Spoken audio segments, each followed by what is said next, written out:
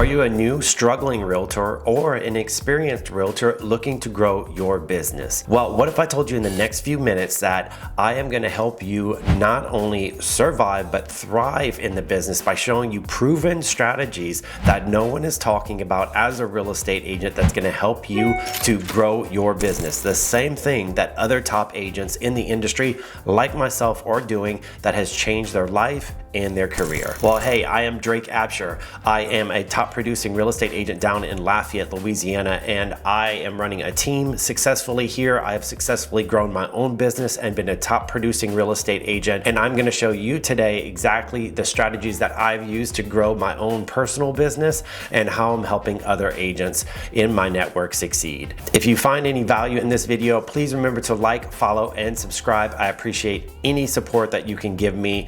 But let's go ahead and get into my top 5 strategies for you to find your next deal immediately as a real estate agent, and that will help you to continue to grow.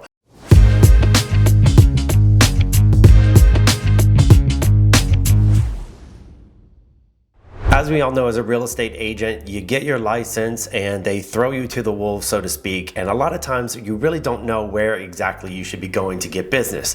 How do you do it, right? And so it can be very, very confusing. It can be something that feels very challenging at times. But don't worry, I got you covered with these 5 strategies. We're gonna go through each one, breaking them down, exactly the things that you can do on a daily basis that will help you to move that needle forward. So the first suggestion and strategy that I have for you would be the sphere of influence. What is your sphere of influence, or your SOI? Well, that is your friends, your family, past coworkers, neighbors.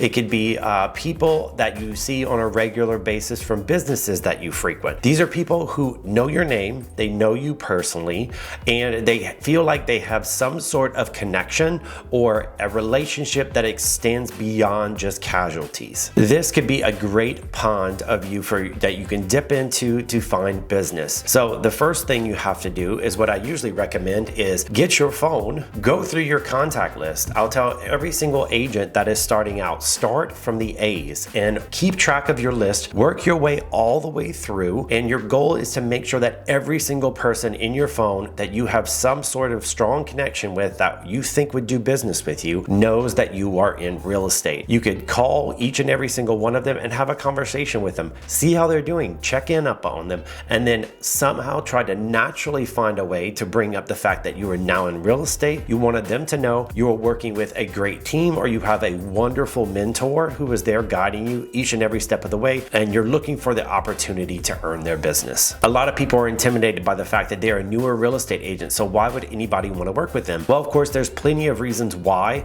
someone would probably want somebody more experienced, but the idea of you being a newer agent is you still have someone that's there mentoring you, making sure you don't make a mistake. You actually have more time in your schedule and more time to devote to them as a client. So it could be an advantage against someone who is experienced. Also, you're hungry. So the fact that you don't have a lot of business compared to other agents, you have more energy, more drive, and more time to really devote to that client and really roll out the red carpet for service and experience. So remember, this sphere of influence is people that know, love you, and would advocate for you. So your goal is to stay top of mind, to get in front of them as much as possible, and to help them build some relationship and trust with you that says that they are going to recommend you anytime somebody brings up real estate. An easy statement that you can use that I think works very, very well of just reminding them that you want referrals is that if you happen to hear of anybody discussing real estate this year, well, I'd be honored if you would mention my name. It's as simple as that, and it's effective. Next up, a very obvious one that we know about is open houses.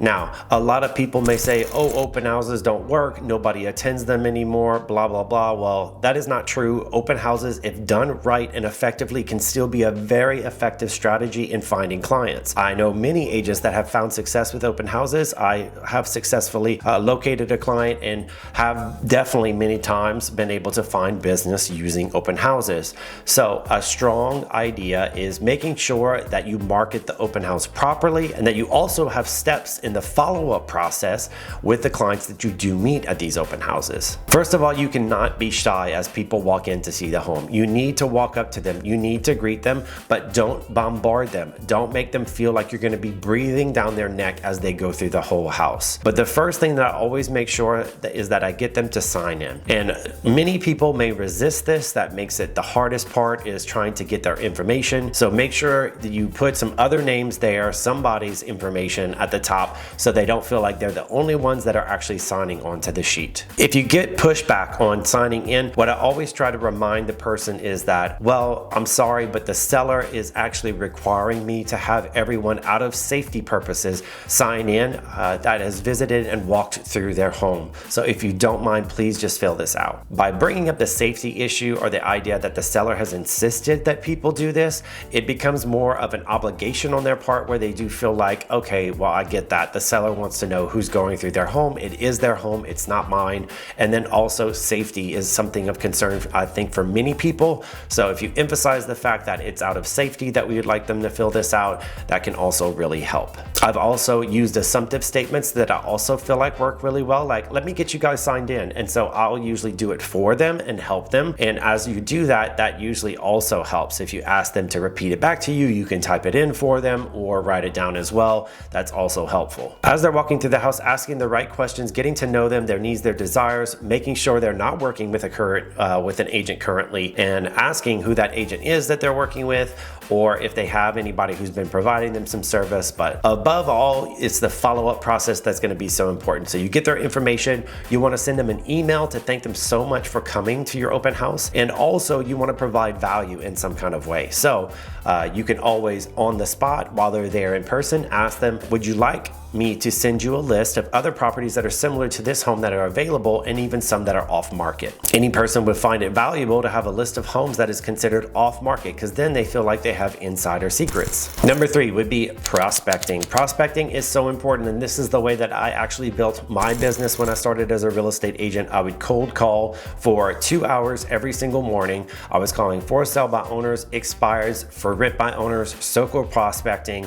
And so by doing this, I was able to locate a lot of deals in my first year. But just like any lead or any type of prospecting, you have to stay consistent, and you also have to be relentless in your follow-up process. You cannot not follow up with them. If you have initial contact, you can't just call once. You can't just call twice. Sometimes you got to call 3, 4, 5, 6 times. You got to call multiple times, sometimes even months at a time, staying in touch with people before they will ever convert into a client. Of course, there are a million different types of prospecting that you can do. Some people do it online through messaging, such as Facebook Messenger, and people that are within your network. You can do mailing campaigns where you can actually send out cards to certain neighborhoods of just sold properties, or that you have a buyer for that neighborhood. If you actually do have a buyer or people who are interested in moving to that area, there are different ways that you can prospect. You just have to make sure that you make a plan and that you are consistent about how you're doing that prospecting. For instance, door knocking is also one that a lot of agents will not do, but understanding that door knocking script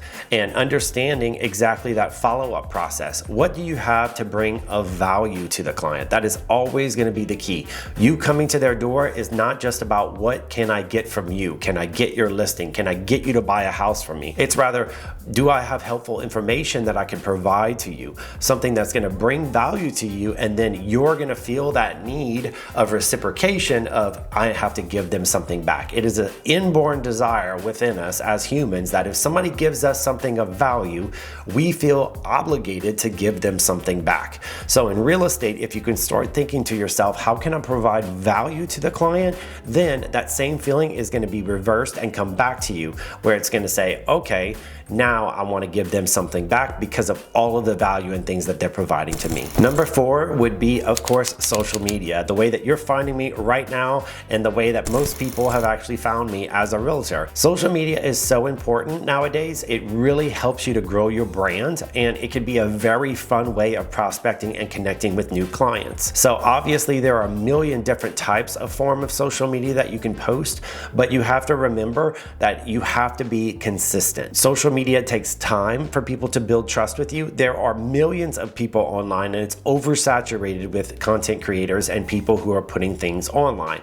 But if you're coming from a place of value and a place of authenticity, people are going to connect with you much faster. So being consistent, and then being consistent about the value and the proposition that you offer to people that makes you stand out from the crowd. So what do I, as a real estate agent, have to offer that is different from the other agents in the area?